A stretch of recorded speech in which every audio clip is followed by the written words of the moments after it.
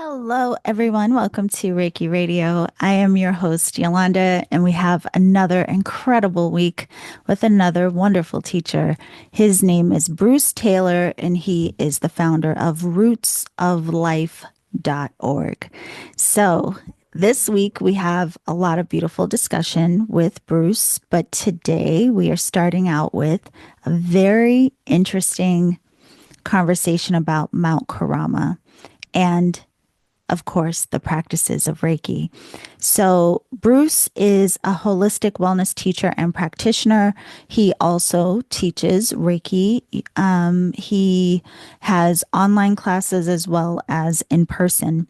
But one of the things he also does are these annual pilgrimages to Kyoto, Japan, so that people can have an experience and learn even more about the roots of Reiki. And part of his own practice is going to meditate on Mount Kurama, which I'm sure sounds familiar to all of you Reiki practitioners out there, because we hear about Mount Kurama in the story of Usui Sensei and his connection, his initial connection to what we now know as Reiki.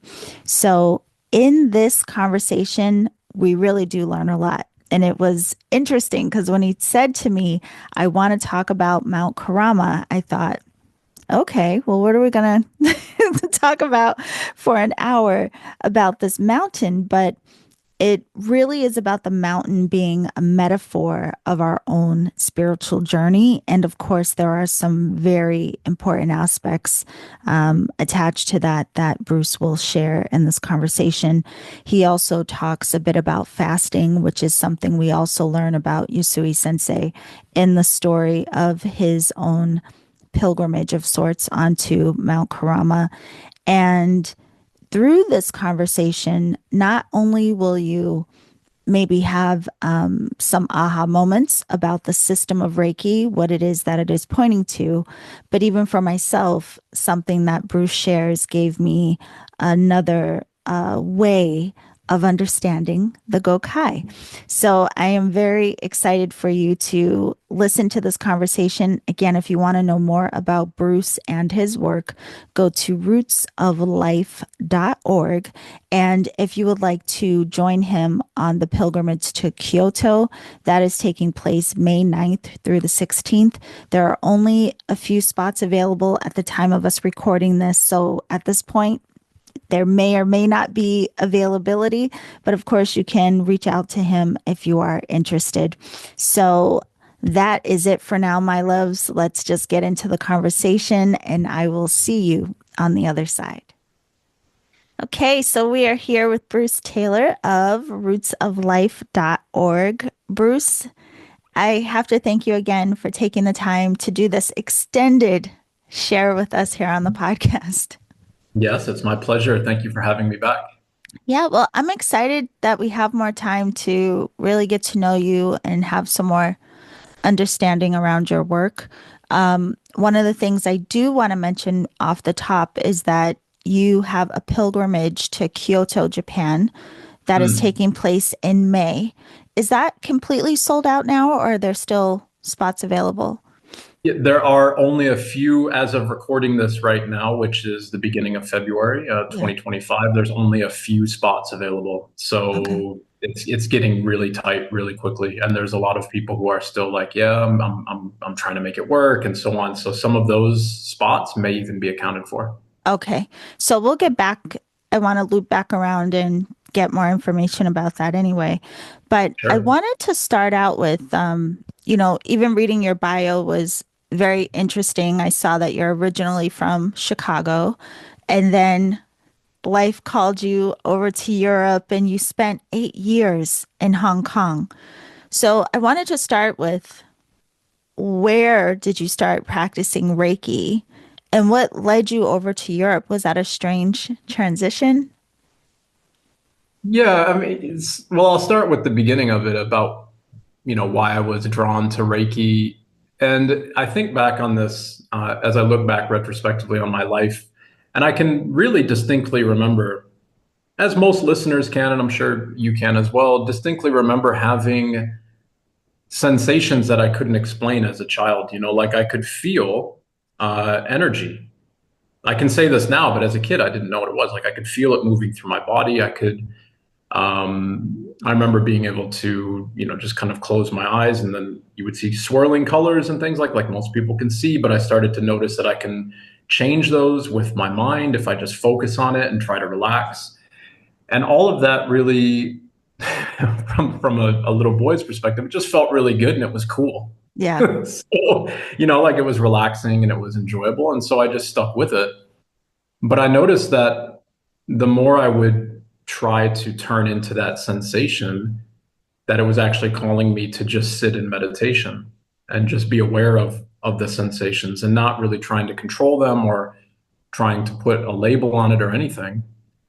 But of course, my inquisitive mind wanted to know what this was. And so, as I became a teenager and stuff like that, then I was into yoga and Tai Chi and Qigong and other types of energy modalities, or just trying to get a feeling for that sensation. And then finally, Reiki presented itself to me back in the early 2000s. I mean, maybe 20 plus years ago now, at least. But that was a moment where I was like, oh, this is most likely what I've always been doing. Because it didn't fit with like Qigong, because I wasn't sitting there and doing the movements. I was just seated and feeling the sensation of energy through the body. So, I guess in some ways that could also be considered Tai Chi, but Reiki is the thing that really landed with me. So that's Yeah. how it all kind of started for me.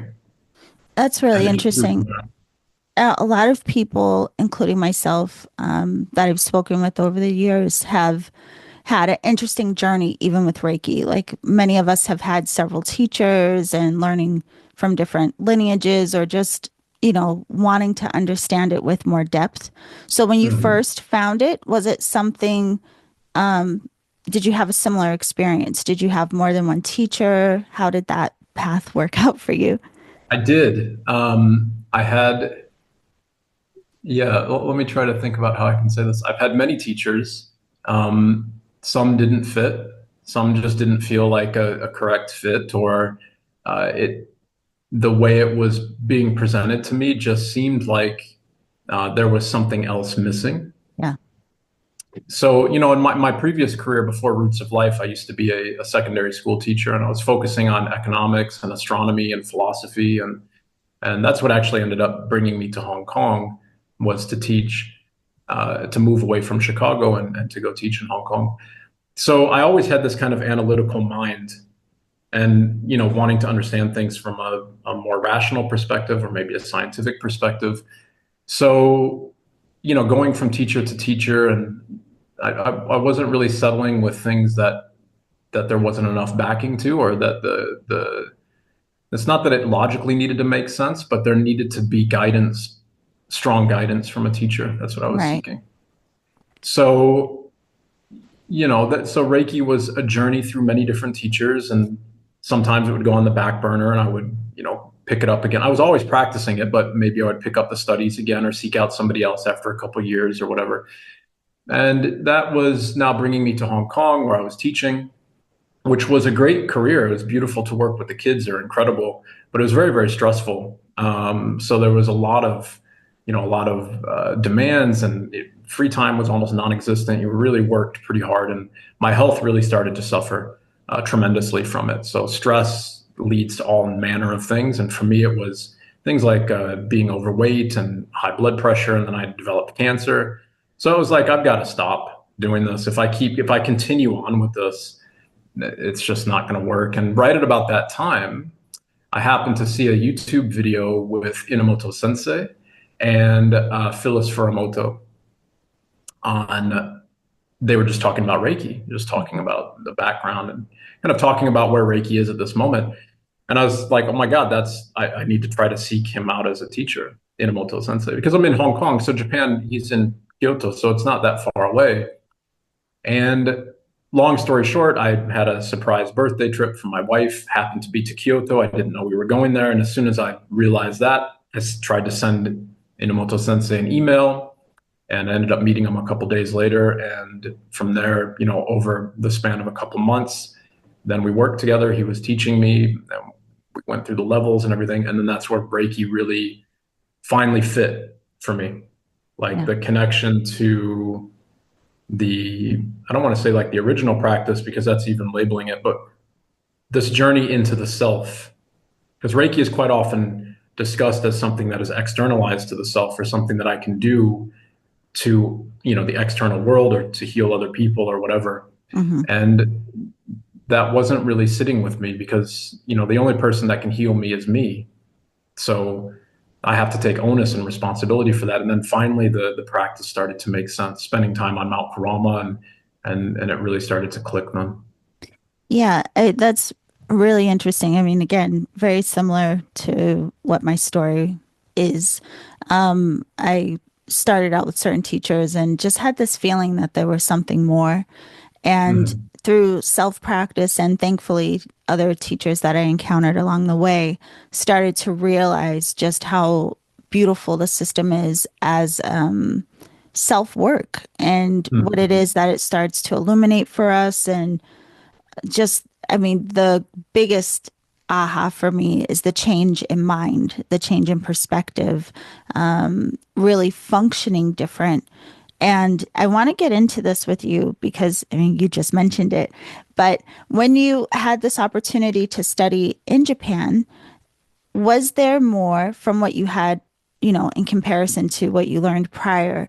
Was there Mm-hmm. more understanding of, I want to say maybe like why certain practices were in the system, or just more understanding of what the direction of focus is or what Reiki is really pointing to?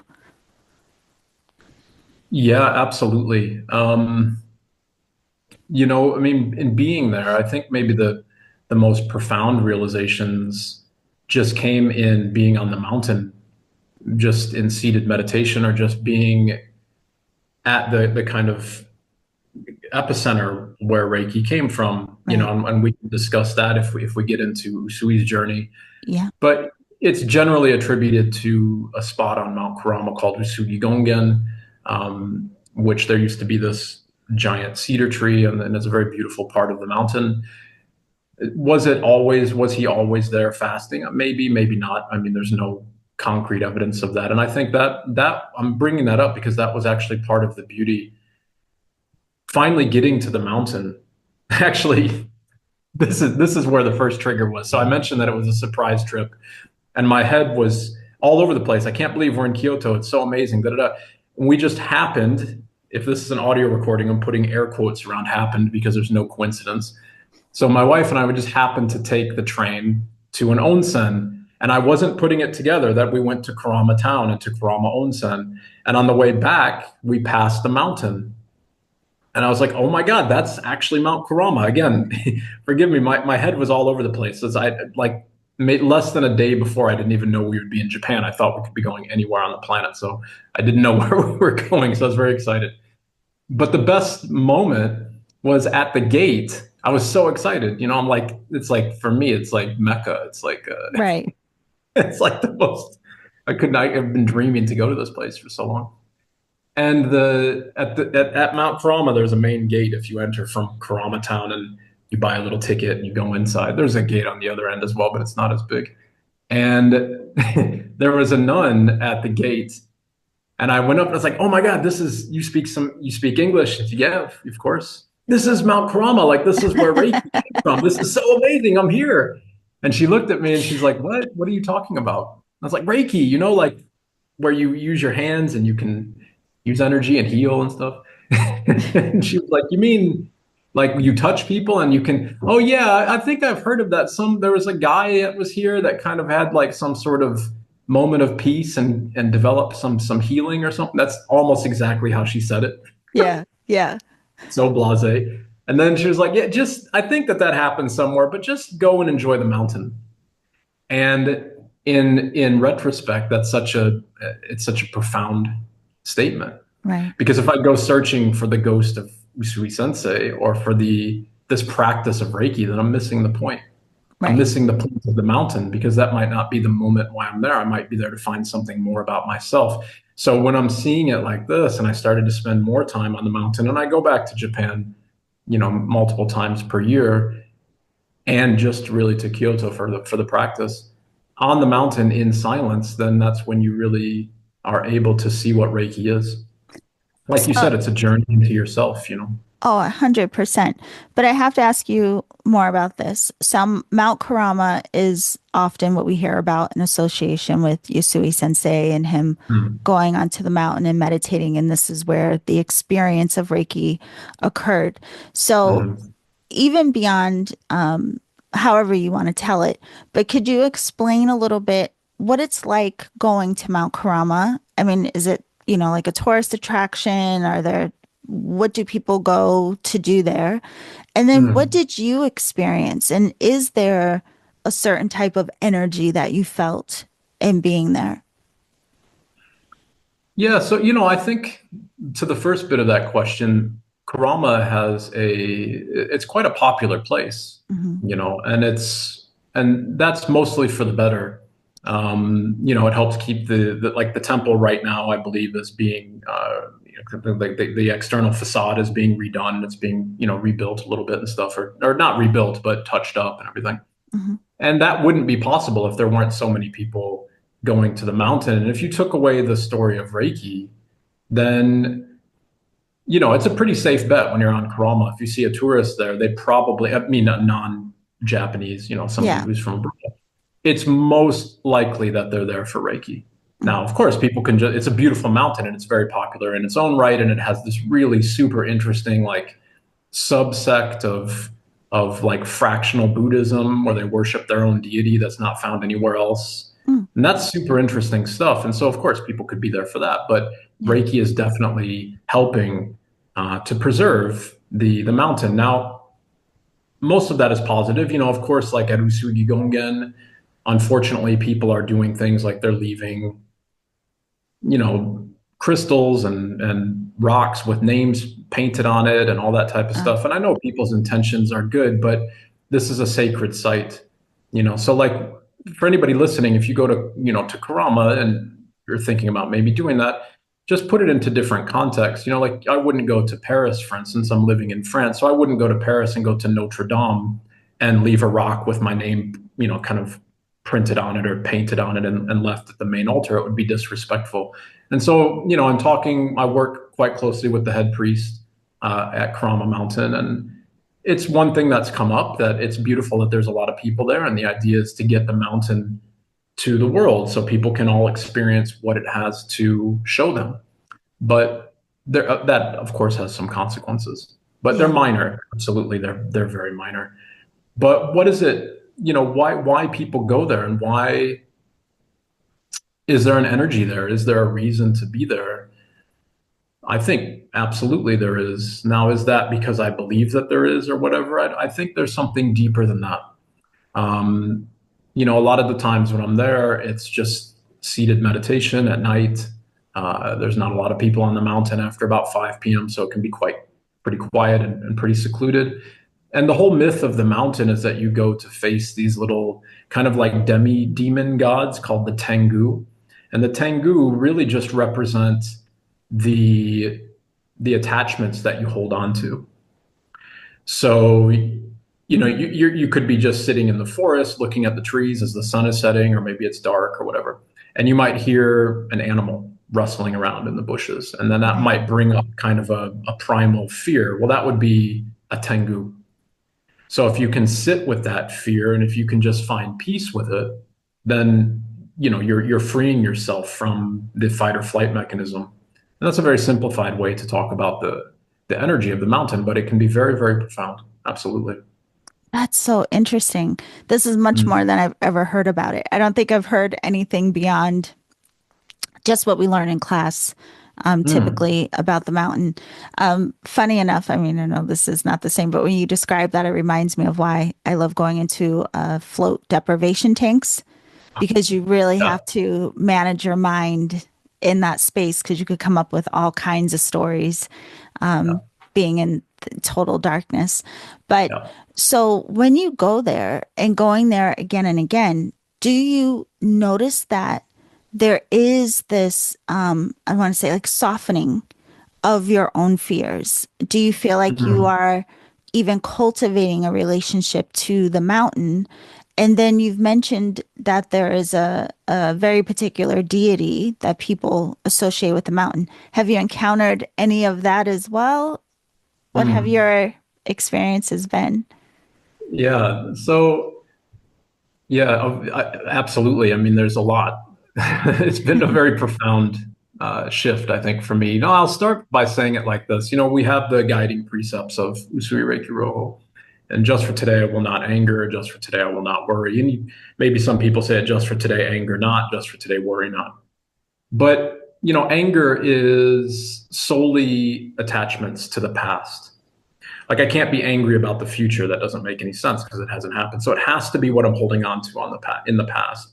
And I can't be worried about the past. That equally doesn't make any sense. So worry is a projection into the future. Hmm. And so, if we recognize the deep importance of those two first guiding precepts, we can see that these are the two toxic elements of our being.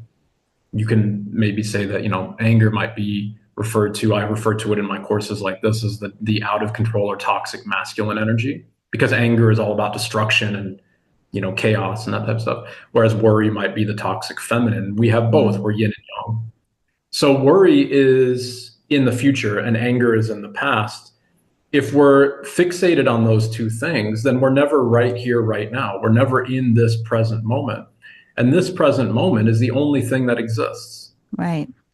at all. So right now I'm talking to you. That's the only thing that exists in my entire universe. This is it. This is what we're doing. So why am I bringing all that up? Because when we're on the mountain, and you can experience this anywhere, to be fair. It's not just Mount Kurama, but Kurama has this very beautiful journey on it that as I go back more and more and I see or spend more time on the mountain and see more of the kind of orientations of the temples that are spread throughout the mountain or understand more of the history of it, the mountain itself is very clearly a representation of my own internal journey. Mm. And we say that in philosophy all the time, like you have to climb the mountain of yourself, or you have to reach the summit of your own, like Maslow's hierarchy is a pyramid, right? And we self actualize at the summit when we're only by ourselves, like Usui Sensei did, going into the forest, into the mountain by himself to try to self actualize. And so, what has kind of happened over the past, 8 to 10 years, whatever that I've been going there regularly now, is maybe the orientation of a statue in one of the temples seems to make a little bit more sense to me, or maybe the reason that some of the demigods are here, or the time at night and I feel some fear, or you feel a breeze or whatever. The story comes together like a mosaic. Mm. And the mosaic is a metaphor. I mean, the mountain is a metaphor for my own journey, and it would be a metaphor of your own making for your own journey. Right. It would look different because we have our own unique journey, right? Yeah. So that's why we go there. And last year, like it's really beautiful, being with the priest, and he was saying very poignantly, like we don't come to the mountain to practice Reiki or to find this deity that I mentioned, which is their main deity, which is called Sonten. It's kind of the faceless, bodiless embodiment of the Buddha or Daikomyo, the energy of all things. If we go there seeking anything, then we miss the point because we're attached. Like that's why I was talking about anger and worry. So if I go to the mountain hoping that I can release some type of trauma or get some sort of enlightenment, then I'm breaking the second precept because I'm worried that it may or may not happen. And then when it doesn't happen, inevitably I'll be angry about that. So I'm Right. never actually present for the mountain to let the mountain teach me. And that only comes through silence. Yeah. It's so interesting. So I love even you bringing up the metaphor of the mountain. And as you're saying it, I'm just envisioning what that would feel like to just be present in the moment, making the climb and kind of taking in whatever the surroundings may be. Mhm. So, is it very common that you see people just sitting and meditating? Is there an area for that? And then also, when people go, are there guided, lectures or teachings so people have more of an understanding of the site itself and not just Reiki per se. Right. There are a number of places, like of course, there's the main temple, the main hall, Kurama. And in front of that, there's the power symbol. So maybe a lot of people, I'm sure, have seen this. There's a triangle with kind of a flowered petal kind of display around it, which is deeply significant. But so people, you can definitely find people of all interests and practices uh, there in the power symbol and with the temple. There's also a relatively small area in the temple to Mao Sun, which from the mountain perspective, he's kind of like the representation of the earth energy or the earth diamond or the lower three chakras. And Usui Reiki Roho, the energy system is divided into diamonds. So it's the earth, the heart, and the universe. And so he kind of represents the earth energy. And there's a little space there where you'll quite often see people praying or chanting, again, of all interests and faiths. It's not Yeah. just Buddhism or Reiki practitioners or whatever that we might think would be the majority of people there. So, you can definitely see all of that. And I'm sorry, what was the second part to that question? Do they have where people can learn or have like Yes. guided tours? Yes. Yeah, thank you. So the tours, this is, I think, something that I hope can be developed in the future because there isn't, uh, to the best of my knowledge, anyways. Maybe there is, but as far as like English speaking guides where people are there to help, visitors understand Usui Reiki Roho and to respect the mountain and to respect the sanctity of the mountain, I don't think any of that currently exists, and I do hope that that's something in the future that can start to be developed. Yeah. So these temples that you're saying are there, and you mentioned that there is a Buddhist or a priest or a monk that is also like the head. Mhm. Is he like a caretaker of the area? Um, Yeah, is was it the same in Yutsui's time? So was the mountain were there still the temples at the time of Usui Sensei? And would that have been the reason that he went there, or was it just because it was this great mountain?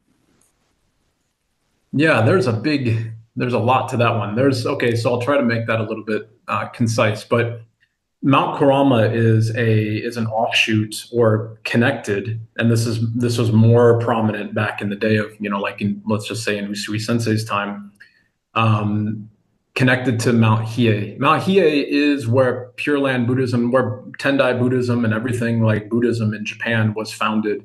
And it's just right outside of Kyoto. So the distance between Hiei and Kurama is not very far. Maybe in miles, if by the way the crow flies, maybe it's 20 miles or something Mm, like that. It's not very far at all. So and the temples, yes, the temples were all there, maybe in different forms and different iterations. Like earlier I mentioned Usui Gongen. This is where it's believed that Usui Sensei had his great awakening or the enlightenment of Reiki. Now that temple has been destroyed in 2017, I believe it was. There was a typhoon that came through and hit Kyoto, and uh, not ironically, but very poetically destroyed the temple. And I mean that not from any negativity. It's just a very bizarre, again, there's no coincidences. And if you look at the temple, the line of destruction just comes straight up the mountain and pretty much hits the temple and doesn't disturb the trees that are immediately beyond the temple. yeah. It's a very bizarre thing, almost very surreal. So, of course, the mountain would have looked different in some ways. Maybe the trails wouldn't have been as maintained or whatever. But one important point that not a lot of people know about is all through this area, there's these sutra burial grounds. And so there, I mean like maybe a 30 or 40 square mile area around the mountain, there could be maybe 1,000 to 2,000 of these burial mounds, and there probably still will be discovered in the future. So these mounds would be where people, the monks of that time, would have gone and, maybe hidden or buried away a copy of the Heart Sutra or some Mm, statues of the deities in that area, like Bishop Mon or Mao San or these types of things. or maybe a ceremonial dagger or whatever. And all of that was done to preserve these practices for the future. So if anything had happened to the practice, or maybe if things became too changed or too concatenated or whatever over time, then there would be some kind of historical record to come back to.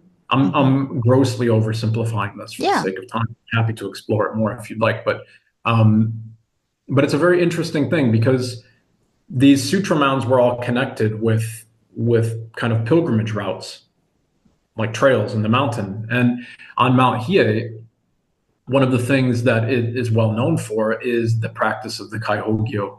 And the Kaihogyo is probably the most um, stupendous feat of human endurance that I've ever heard of. So again, to be very brief, but these monks commit to running around the mountain 1,000 times within a certain Wow. time, usually 7 years. And the mountain is huge. I mean, it's the circumference of the mountain is about, I think it's 65 kilometers. So, it's easily a marathon. And they commit to this 1,000 times over 7 years. So imagine running 1,000 marathons in 7 years' time. But there's all these other added difficulties. So, like, they have to do it super early in the morning. Rumor is that if they can't complete, I mean, this is true, but I don't know if it's still practiced today, but it used to be that if they couldn't complete one of the circumnavigations, one of the circuits around the mountain, that they would have a ceremonial dagger and they would commit harakiri. So they would just cut the hara. So they would kill themselves right on Yeah. the trail. So this is all a big meditation on death. Okay, so once the monk completes this 1,000, circumnavigations, or they get very close to it, there's a bit of a story there as well. They don't completely finish because then that would be like, then what else do they do? So they strive for the last, maybe one or two circumnavigations for the rest of their life. Wow. It's again another form of attachment. But if they can complete that, then they go on to this amazing like period of 7 days where they're fasting, where there's no sleep, no food, no water. Then they're just constantly praying. They're reciting a sutra to a specific deity over and over and over again. And then if they can complete that, then they do it again, but now they're sitting in front of a massive fire. So I really do mean it's 7 days, no food, no sleep, and no water. So, without water, normally you're dead in 3 days. And these people can go for seven. And if they do this, then they become the incarnation of this deity, Fudomyo, is like the great wisdom king or the destroyer of our attachments. He's a very prominent figure in this area. And that's why I'm bringing all of this up Yeah. because that circumnavigation around Mount Hiei is very similar to these pilgrim trails that would be through all these burial mounds around Mount Kurama. So it's very likely that Usui Sensei went to Mount Kurama to practice something very similar to what I was just describing, Yeah. where he was going into the mountain to fast, obviously for 21 days, as everybody has probably heard. So that clearly is not about no sleep and no water because he would be dead. But no food, yes, that's not a problem. 21 days, people can do that all the time. So it would be likely that he was going to these sutra mounds and probably reciting prayers and meditating and going from one mound to the other during his 21 days on the mountain. And that then is the opportunity to face the Tengu, to face the things that he's attached to face the fears, to face the anger, the worry, the precepts again, to Right. really settle into that and face your own death, metaphoric or literal. At some point, it becomes the same thing. Yeah. Yeah. It's so many things come up with what you said. So one, just curious, this is like a short question, I guess. Um, do they allow, like archaeologists or people to do the digging around these mounds, or is it considered sacred and no one can disturb it? Are they still finding whatever may have been buried? Yeah, they're still finding things. Unfortunately, a lot of them were looted, because Uh, they were definitely not hidden. Like, okay. you walk through the trails and you can see there's a mound like maybe 10 feet off the trail. So there's clearly would have been something there. But on last year's pilgrimage, this is very beautiful because, like you said, are people still finding things? One of the temples that we have a very sacred ceremony at, which is well in the back of Kurama, so it's like in these areas where the monks would seek seclusion. They're called Besho. So Besho is like a hamlet where people would go. It essentially means a small, like mountainside hamlet, if you want to think about it like that. But the monks would travel to these little hamlets to seek isolation and to practice. And so we go there on the pilgrimage and we have a very beautiful ceremony at one of these small little hamlets. And just after last year's pilgrimage, there was some pretty heavy rains and stuff. And by this temple, there's a slope, there's a hill right behind the temple. And just out of the ground from the rain emerged three statues of the Buddha. They just Oh, came out of the wow. ground, and those were probably dated to about 11. It's hard to accurately date, but probably depending, given on how the statues were carved and what they look like, it was probably from the year 1100 to 1200 on our calendar. So well over 800 years old. And they just Wow. emerged out of the ground. So these things are still very much there. Yes. Wow, that's incredible. So Mm-hmm. now I have a two-part question because when you describe this and describing the pilgrimage, but also these practices that many people participate in, what comes to mind is the trance state, the altered states of consciousness, because some people may hear this and think, why on earth would anyone do this?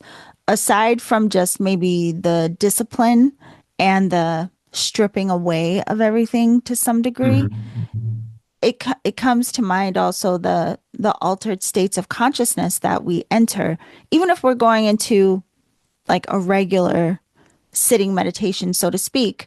But if you were thinking, fasting and meditating in this like constant connection, what may be discovered in these types Mm-hmm. of states?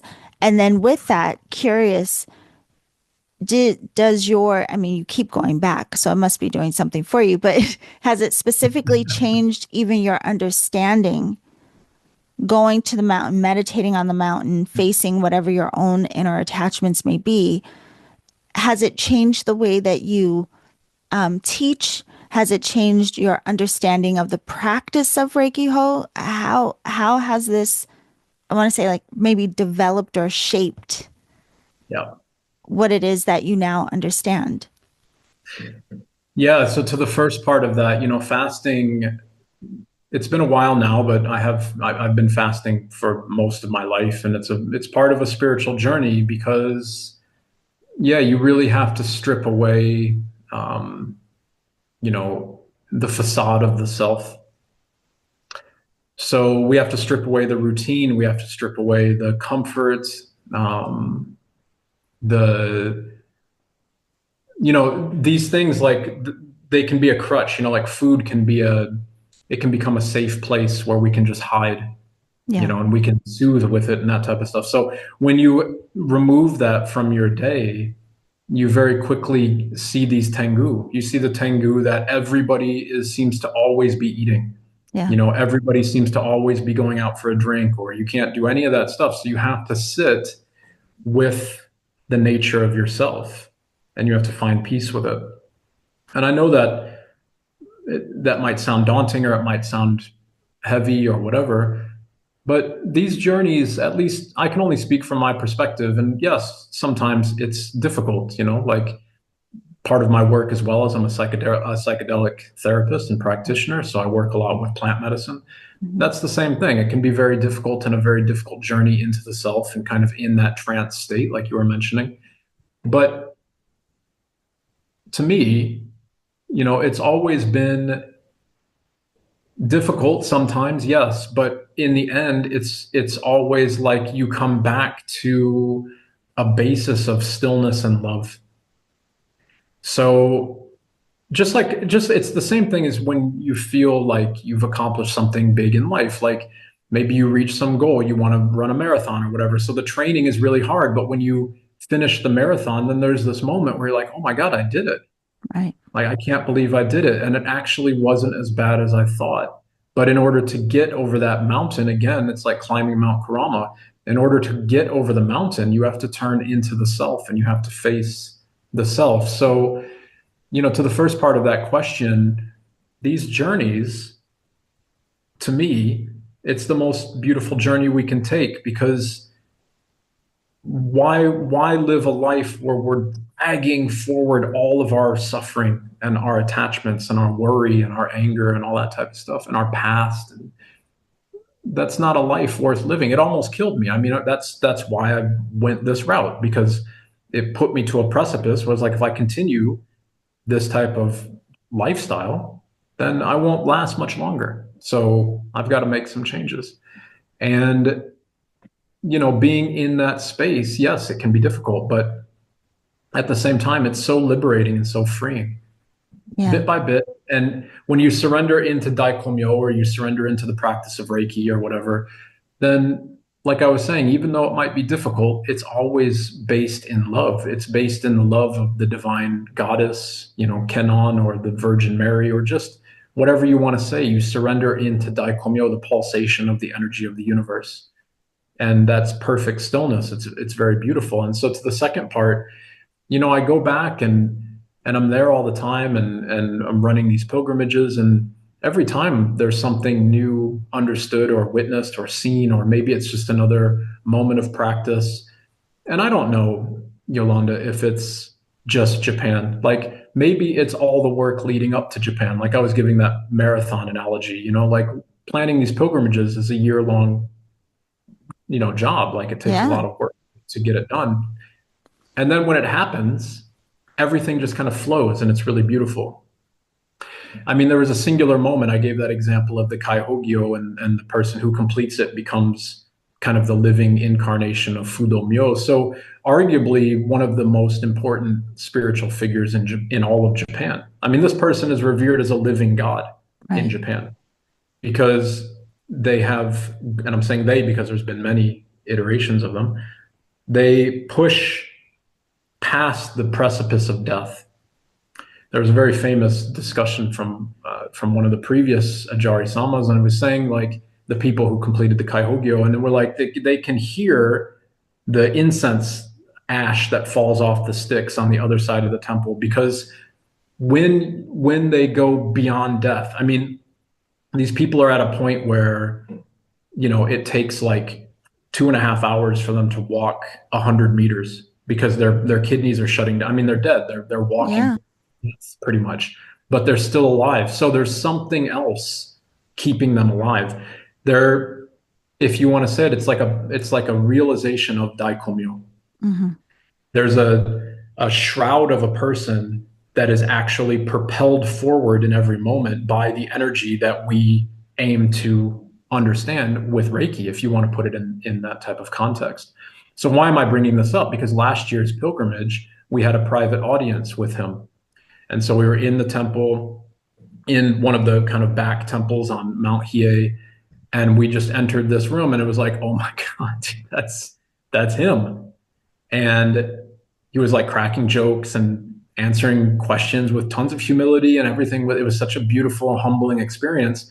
And then we moved into the temple where they hold these meditations, where they do the fire meditation for 7 days. And we had a private fire ceremony with Ajari Sama. And that was probably singularly the most important spiritual moment of my life to Mm. date.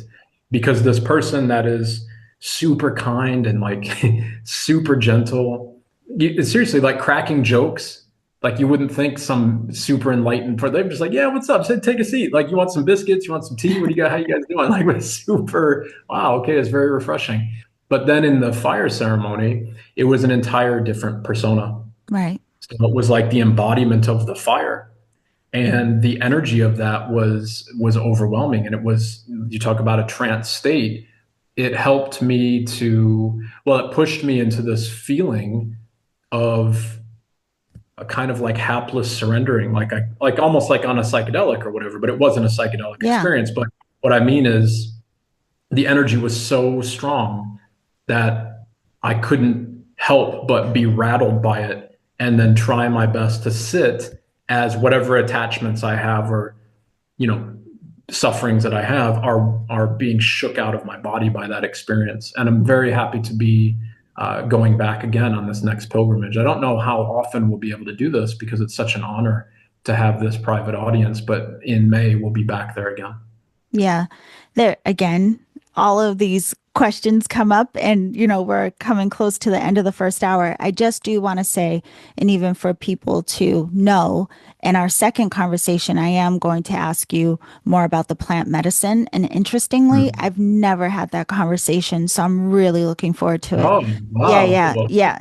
So, okay. yes, in part two, we will be talking about that with Bruce. But with everything you just shared, one is I think that image you share, the fire ceremony, that image is on your website if anyone wants to see. It's a beautiful Mhm. image on the site. But a lot of what you're saying, there's a part of me kind of laughing on the inside of the simplicity of what Usui Sensei put together for us to try to create similar experiences for ourselves. So even when you talk about sitting and being an observation of our attachments and how do we work through that, even sitting on the mountain, it's kind of like, well, if we're also engaged with the expressions of the Gokai throughout the day, we would essentially be doing something very similar. I mean, obviously, we're not sitting on the mountain, but I mean, I think all of our practices are meant to show us how to integrate it into life. So to even think of the brilliance of that, like, okay, maybe everyone won't be able to practice the way that Yusui Sensei did, but we have these tools that are pointing us towards the same thing.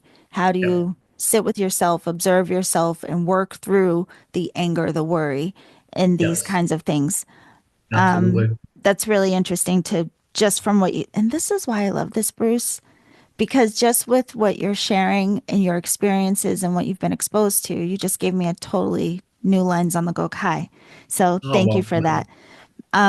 But the other thing that's so interesting of what you said is, sitting with this person and feeling the energy and how they may have shifted into a different state.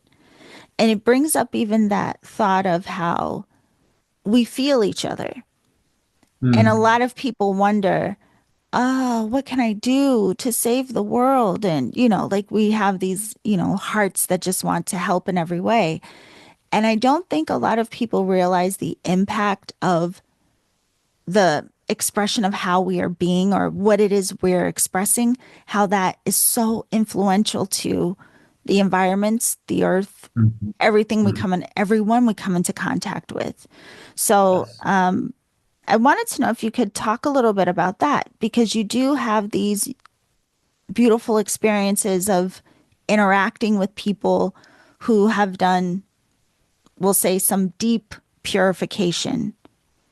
Just being in their presence, have you noticed that that does shift you in some way energetically, or just do you get some sense of just being in their presence does something to yours? Yeah, absolutely. Okay. Absolutely. Like you were saying about the practice being something that we go through in every moment of the day. Yeah. It might be that some people listening, or myself, maybe you, I don't know, maybe one day waking up and just getting out of bed on that particular day. Maybe there's something you're dreading or whatever. It's a difficult day. That might be more enlightening than Usui's 21 days on the mountain. Like Right. Right. there's no hierarchy there. That's a beautiful victory in and of itself that we can face all of those challenges. And the more we face those things and the more that we turn into the self, and that's the key. We have to turn in. Like you're saying, this does it affect the outside world? Does it affect the people around us? Maybe the political state of the world at the moment, or whatever people might be worried about, or whatever. Those things are all just expressions of me. And I mean that from my observational perspective. And they're Right. just expressions of you as well, right? I'm right now an expression of you, or you are an expression of me. So if the only thing that I can do to make this world a better place, which this is absolutely the only thing that I can do, is I can only work on myself. You know, Because as I work on myself, this is something that I cover a lot on my YouTube channel and of course in the classes, and I think it's very integral to the practice of Usui Reiki Ryo. The cornerstones of the practice have nothing to do at all with the external world. Right. The cornerstones of the practice are just the precepts, daily self-treatment, and reiju, or the attunement. So that's all about, it's my internal journey. That's it. It doesn't say anything else about, of course, there's other aspects to the practice, but the fundamental cornerstones of it are simply about the nature of my own internal state. It's not about healing or anything. It's about calming down my internal state. So if I do my best, which is all I can do every day to try to calm down my internal state, then lo and behold, my external reality becomes more peaceful. Mm-hmm. You know, the world that I see becomes an expression of the condition that I'm in. And everybody can understand that. Some misery loves company, right? Yeah. That's a famous statement. So if you're down and depressed and gossiping and like I used to do at work for sure, then because I was stressed and I was depressed and I wasn't in a good space, then guess what? All the people around me were gossiping and depressed and stressed and all of that. As soon as I worked on that and let go of those things, I never saw those people again Yeah. because the reality changes, quote Yes. unquote. So when I am in the presence, and I'm so fortunate, and the people as well who are on the pilgrimages, or it doesn't mean just on my pilgrimage. I mean, if you are in the presence of anybody who has a deeply integrated practice of stilling the mind and quieting the body, we can't help but be influenced by that. Yeah. Why I said about the pilgrimage is because there's something very unique about Japan in many ways, that the ethos of Japanese culture is fundamentally tied to a similar journey. Like almost everything in Japan is a practice of waking meditation in some way or another. So you see even people who are, preparing a coffee at a coffee shop, they're not rushing anything. It's a meditative art. That's Satori, that's Usui's journey. That one, bit of latte art or whatever it might be, that's going up and down the mountain. That's being singularly focused on something that is inherently beautiful, which really just is an expression of the barista, Yeah. you That's know? really cool. Yeah. And I have to say too, I was curious when you were talking about the mountain, if when you go, is it completely in silence and or do you do chanting in the meditations? What is that like, the actual sitting? And the reason I was curious is because I used to do a day of silence every month, and that Mhm. also would create such a significant shift in my awareness. It's like all of your other sensory is heightened. And just like you mentioned before, even in fasting, like being aware of how other people are functioning, I would have a similar experience just, Right. in the day of silence. So curious about that. Is it in silence, chanting? What are you doing up there, Bruce? But then also with what you just mentioned, I think that may be what some people struggle with, the idea of change, even though we want it. Even though we Mm. say we want to alleviate the stress, we don't want to feel these ways anymore. But I think a lot of people struggle with the idea, but then what happens? Then who Right. am I no longer gossiping? Who am I no longer, you know, contributing to what everyone around me is doing? And then what will happen? Will I no longer belong? Will I? Yeah. So Right. also just curious, I know we have only like 5 minutes left, but did you go through any kind of tug of war in the processes of change? Or were you just like, no, just let it all go? Were you? I wish I could say no, I just let it all go, but absolutely not. It's a constant tug of war. Yeah. It's a constant tug of war because we live in the world of duality, right? So Right. even if we're at peace, I mean, the Dalai Lama was saying, like, there's a very famous interview with a little girl is like, do you ever get angry? He's like, of course I do. If I'm meditating and a mosquito lands in my ear, then yes, I get angry. That's the tug of war. I mean, Yeah. the thing that I think is so beautiful about all of this practice is, life can be perceived as daunting. It can be perceived, and very rightly so, as insurmountable, and very rightly so as I'm just going to surrender and just give up. because like let's just take any, like you could say, okay, I'm going to change a career or whatever, any big thing in life, like I'm going to run an ultra marathon. Okay, let's just say something like that. I struggle to run, like I like to run, but if I run like 6 or 7 miles, I'm completely dead, Yeah. like Yeah. so the idea of running an ultra marathon, I'd be like, I don't even know how these people do that. How, like, it doesn't even make sense to me. So if I started a training regimen like right now, I would most likely fail because the task seems so insurmountable. Mm. The reason I'm saying that is because Reiki does the exact opposite. If we set out in our practice to have no task at all, no outcome at all, you just sit with the nature of yourself. That's what Reiki is. It's not healing. It's not healing other people or beaming energy or channeling angels or any of this stuff. It's sitting with the nature of yourself and finding peace.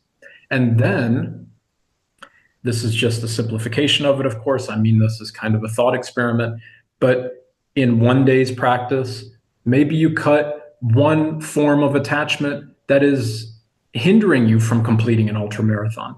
And then 6 practices later, another string is gone, and then 20 practices later, another string is gone. And after 2 or 3 years, all of a sudden it's like, oh, wait, actually, I can run 10 miles now. I didn't even notice that I can do that because bit by bit, we chip away at all the negative aspects of ourself.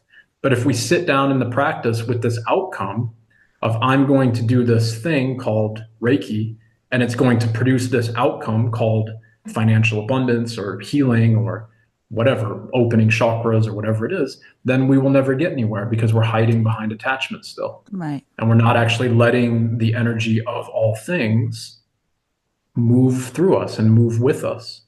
Yeah. And we are not moving with it. We're demanding an outcome. And to that first part of your question, on the mountain, it's everything that you've mentioned. There's people in silence. There's people who might be chanting. Sometimes I do some chanting there. There's oftentimes people will come through with these big shells. They have these big conch shells that they blow and they kind of trumpet them through the forest there, which is part of the practice related to the Kaihogyo that I was mentioning earlier. So you see these kind of Shugen practitioners, which are people who are trying to seek a similar practice like Usui Sensei was. So they're running through the mountain and they stop at all the temples and they blow these massive conch shells that like kind of reverberates beautifully through the mountain. So it's definitely not totally in silence, but when there's nobody there, the silence can be it can be deeply how do I want to say deeply, not even just illuminating, but it can almost be like a void, And I don't mean that in a negative way. I mean it's like you just fall into this enraptured energy of just stillness and silence and like the pulsation of the mountain, and it has no form, and that's Somten, that's the deity of the mountain, the formless deity. Yeah. Hey, this is incredible. I feel like we had like a whole lesson just talking about Mount Kurama, which is really incredible. And before we wrap up this first hour, just want to let everyone know if they want to know more about you and your work, you do teach online, you do teach in person, and you have this upcoming pilgrimage to Kyoto. So we can learn more about all of that at rootsoflife.org. And the pilgrimage is from May 9th to the 16th. So if anyone is curious, definitely go to the website rootsoflife.org. You also That's right. mentioned a YouTube channel. That sounds like there's a lot of juicy information there. How do we Yeah, there's a find you lot. on YouTube? It's Roots of Life as well. So if you just type in Roots of Life in the search bar, and maybe even more specifically Roots of Life Reiki or something along those lines, then my Okay. channel will come up for sure. Okay. And you'll see my logo as the channel icon. It is the direct link is youtube.com/c/roots of life. So, but it's easier just to type it in the search bar. Type in Roots of Life Reiki and my videos will come up. O- There's a lot on there. Yeah, we'll put the link down in the show description. But I have to say, this has been a very illuminating first hour with you, Bruce. I'm excited about part two. So on Wednesday, everyone will hear our conversation about integration of practice into self, going a little deeper into that, but also talking about plant medicine, which I mentioned will be very interesting because I've not had the conversation. So gonna Very pick your nice. brain around that. Yeah. But thank you for spending this first hour with us and everyone else. We will see you Wednesday. All right. Thank you very much, Yolanda. It's always a pleasure.